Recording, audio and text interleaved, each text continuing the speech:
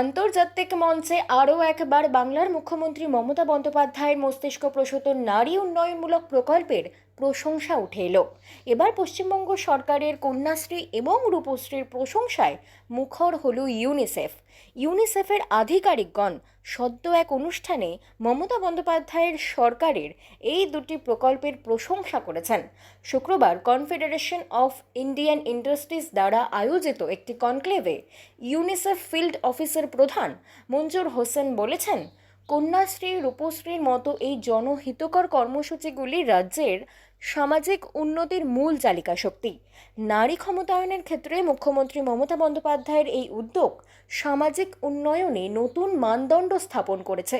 এ প্রসঙ্গে রাজ্যের দুই মন্ত্রী শশী পাজা এবং চন্দ্রিমা ভট্টাচার্য কি বললেন তা শুনুন বিস্তারিত।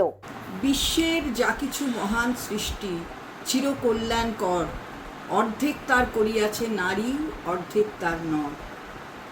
এই কথাটি যে কত বড় কথা সেটা এই রাজ্যের মাননীয় মুখ্যমন্ত্রী মমতা বন্দ্যোপাধ্যায় মহিলাদের অনবদ্য সম্মান দিয়ে বুঝিয়ে দিয়েছেন। মহিলারা যে সম্মান এই রাজ্যে পেয়েছে সেটা এক কথায় অতুলনীয়। আর এই বাক্যকে পূর্ণ মর্যাদা দিয়েছেন একজন মহিলা, তার নাম মমতা বন্দ্যোপাধ্যায়। আজকে কন্যাশ্রী, রূপশ্রী তারই মস্তিষ্ক প্রসূত ইউনিসেফের প্রশংসা পাচ্ছে। এর থেকে বড় কি হতে পারে?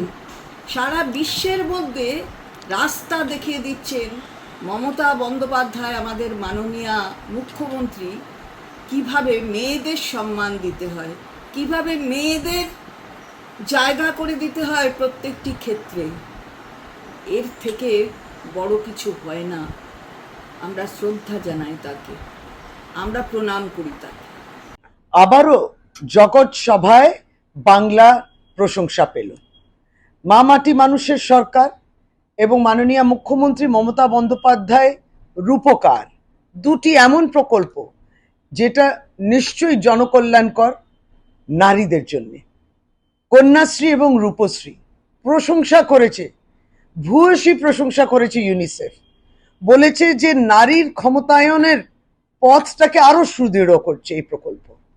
জয় হোক বাংলার নারীর, বাংলার জয় হোক। বাংলা খবর, আপনার রাজনীতি, আপনার আওয়াজ।